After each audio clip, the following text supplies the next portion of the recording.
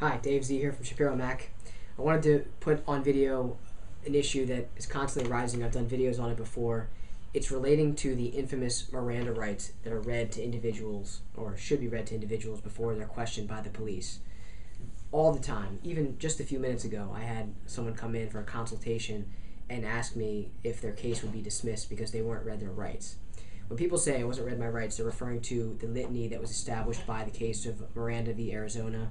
I believe it to be a 1966 case, whatever, it was a case a long time ago in the 60s that established through the Supreme Court that when a person is in custody and being interrogated, they must be advised that they have a constitutional right to remain silent, so to speak, and they also have a right to have an attorney present when they're answering questions.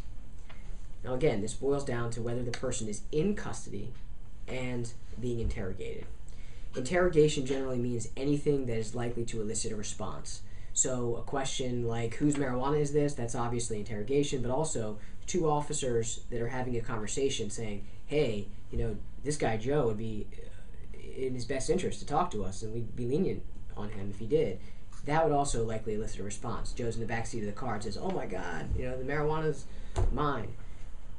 That under those circumstances, he would likely have to be Mirandized. He's in the back of a car and the police are saying things that are likely to elicit a response. But there's been some new case law that's really interesting to me and sort of makes it a lot more difficult for individuals. It establishes what custody is.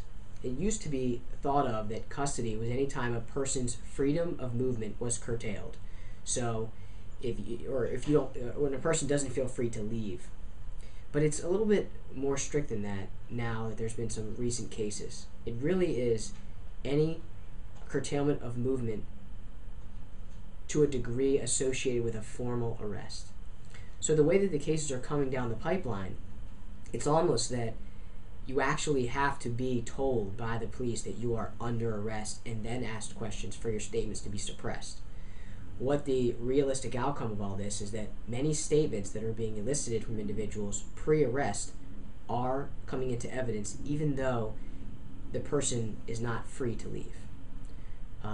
One very prime example is I had a case recently where the police were investigating an assault case and they came to the house where the assault was happening.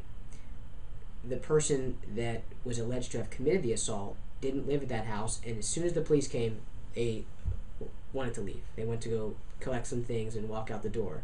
The officer closed the door and said to the individual, sit down now, you are going nowhere. Those are his exact words, or something very close to that. And actually had another officer stand and guard that person so he couldn't leave.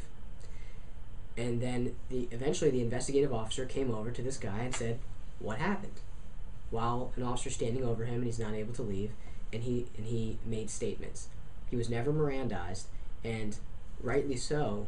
After a motions hearing, the court decided that those statements were fair game, that an individual didn't have to be Mirandized under those circumstances because the person was not, his movement wasn't curtailed to a degree associated with a formal arrest. He wasn't handcuffed, even though he was told he couldn't leave, and he was guarded. He wasn't handcuffed.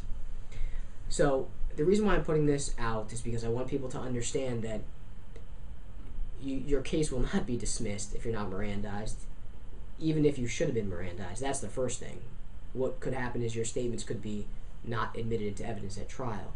But more commonly these days, statements are coming into evidence, so it is important that you understand that you have a fundamental right not to say anything when you're being investigated. It is within your right to simply request an attorney or assert with the police that you would like to remain silent.